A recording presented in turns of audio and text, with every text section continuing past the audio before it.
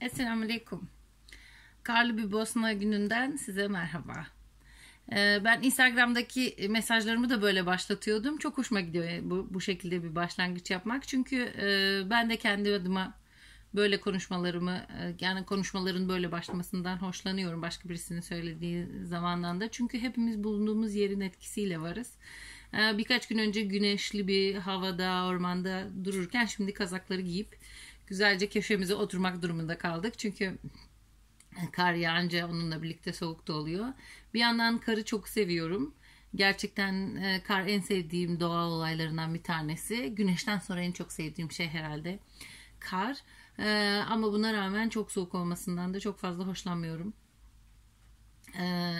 Bir arkadaşımın isteğiyle Boşnak Kahvesi hakkında konuşalım dedik bugün. İnsanların en çok merak ettikleri konulardan bir tanesi de Boşnak Kahvesi. Çok meşhur. Ama sadece Boşnak kahvesi değil. Balkanlarda kahve çok meşhur. Türkiye'de de kahve kültürü çok gelişti. Önceden bir ara bir durmuştuk. Sadece çayımız vardı. Türk kahvesini bile bir yerlerde içmek bulmak çok zordu.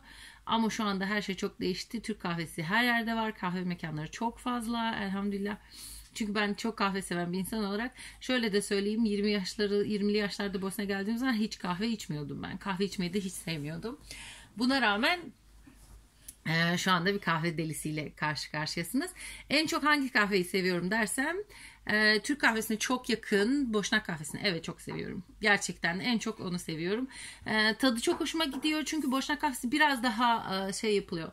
Light yapılıyor bizim Türkiye'deki kahveye göre. Bunun da pişmeyle alakası olduğunu düşünüyorum. Kavrulurken Türkiye'de kahveler daha yoğun kavruluyor. Çünkü alınan çekirdeklerden çok farklılık yok. Biz birkaç kere evimizde de denedik bunu yapmayı. Merak ediyoruz. Kahve değirmenimiz falan da var. O yüzden ne kadar uzun süre pişirildiğiyle fırınlandığıyla da alakası var. Bir de kahve kültürüyle de alakası var. Türkiye'de kahve kültürü bir kahve, bir fincan. Biz çok büyük fincanlarla içiyoruz. Ondan sonra mesela yapılışında da daha kolay yapılıyor Boşnak kahvesi. Türk kahvesinde suyu koyuyorsunuz, kahve koyuyorsunuz, işte şeker koyuyorsanız şeker koyuyorsunuz ateşe, kaynamasını bekliyorsunuz. Boşnak kahvesinde ise önceden kaynamış olan ya da kaynamakta olan suyu kahveyi içinde bulunan fincanın üzerine döküyorsunuz ve içine şeker koymuyorsunuz. Şekeri ya yanında alıyorsunuz ya fincanlara döktükten sonra kişisel olarak herkes bir küçük kaşıkla alıp karıştırıyor. Bu aradaki küçük farklar. Hemen çok çabuk söylüyorum çünkü bunu bahsedilecek çok fazla kahve var. Neden böyle söyledim? Çünkü Balkanlarda kahve kültürü oldukça yoğun. Mesela Yunan kahvesi var. Yunan kahvesi de gerçekten tadı, aroması, sertliğiyle çok kral bir tat, öyle diyeyim serbestçe. Ondan sonra Bulgar kahvesini de denedim. Bulgar kahvesini hatta özel olarak getirtmeyi çalıştım birkaç kere. Bulgar kahvesi de en az Türk kahvesi ya da Boşnak kahvesi kadar çok hoş tadı olan, çok hoş aroması olan, kendine has bir pişirimi, çekilimi olan bir kahve tadı. O yüzden onu da çok ben fazla seviyorum. Arap kahvelerinden de iki cinsi. Yani Türk kahvelerinin bir kısmını söylemedim çünkü şey var. Doğuda kahve çeşitleri var birkaç tane. Bir tanesi Suudi Arapların kahvesi. Suudilerin hadi Arap kahvesi diyelim. Bir tanesi ise Suriyelilerin kullandığı Arap kahvesi. Bu Arap kahvesiyle biz Riyad'a eşimin yolculuk yapmasıyla birlikte tanıştık. Daha önceden de Arap arkadaşlarımızla birlikte içmiştik ama üzerinde bu kadar durmamız biraz zaman aldı.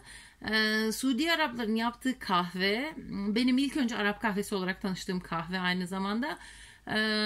Çok güzel bir tat ama daha çok bir sürü bitkinin karıştığı bir çay gibi görünüyor. Zaten akışı da böyle siyah değil, açık renkli, kahverengimsi bir renkli, normal bir bitki çayı yapmışsınız gibi görünüyor.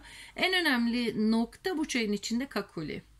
Ya ben kakuliyi gerçekten her şeyin içinde çok seviyorum. Her şeye koymayı çok seviyorum. Tadını ve kokusunu çok seviyorum. Her zaman içemiyorum tabii ki. Yani bir doygunluk yaratıyor herhangi bir.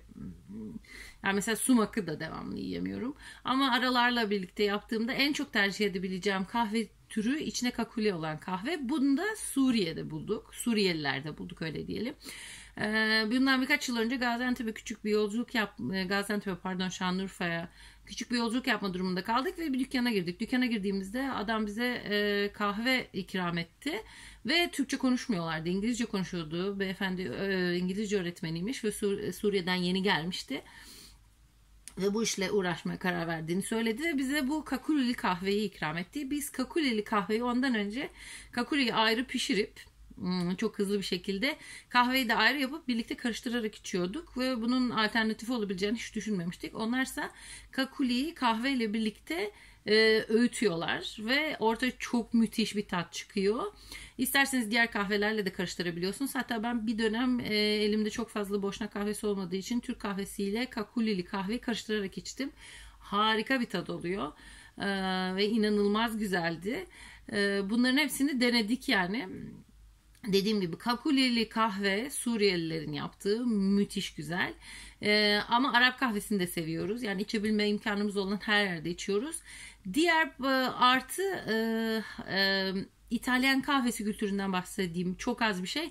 Espresso, americano, cappuccino vesaire. Bunları da seviyoruz farklı ortamlara girdiğimiz zaman. Yani ben en azından cappuccino içmeyi seviyorum. İçinde çok fazla aroması olmayan, hafif sütlü cappuccino'dan hoşlanabiliyorum. Ama beni açmıyor. Çünkü çok fazla kahve içtiğim için, sabah kahvaltısına kahveyle başladığım için, her yemeğimden önce kahvemi içtiğim için.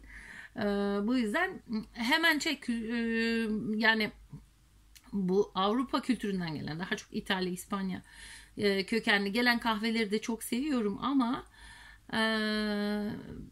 o kadar kendime bunları yakın bulmuyorum. Mesela filtre kahveleri, farklı filtre kahveleri de çok seviyorum. Hatta yeni taşındığımız bir evde bundan birkaç sene önce Habeşistan'dan gelmiş bir kahve paketi bulmuştuk.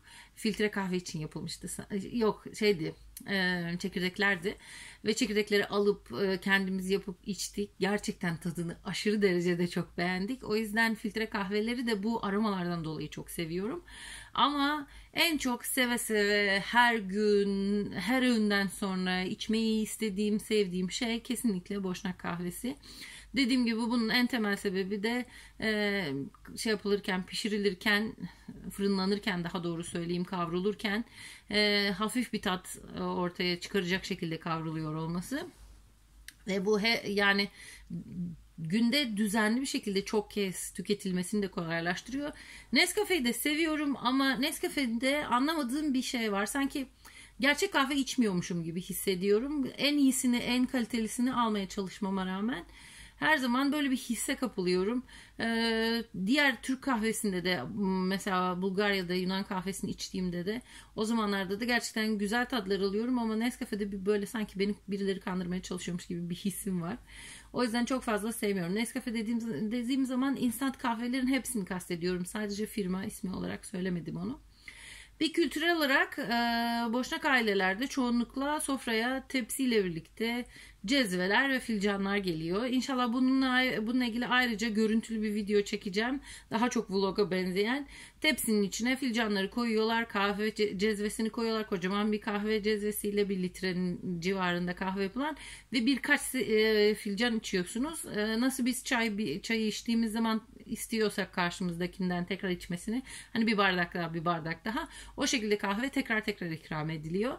O yüzden de daha light olması gerekiyor. Daha böyle suyla karışık ya da tadının daha hafif olması gerekiyor ki sık sık içilebilsin de çok içilebilsin.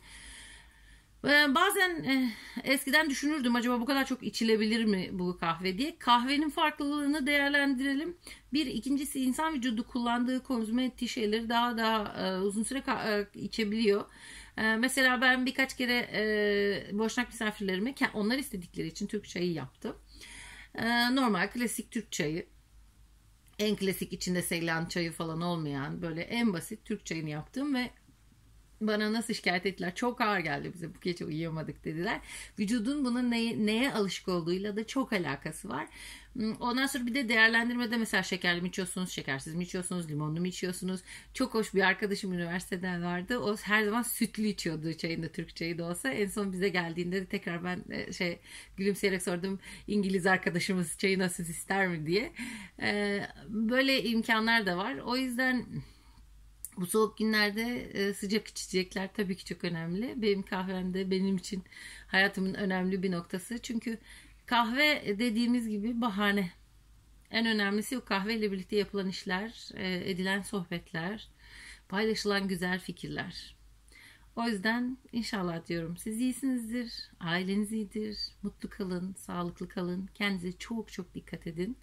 Böyle günlerde sıcacık içeceklerle, sıcacık ailenizle birlikte içinizi ısıtın. Benimle bu zamanı paylaştığınız için teşekkür ederim. Beni dinlenmeye değer bulduğunuz için teşekkür ederim. Kendinize dikkat edin.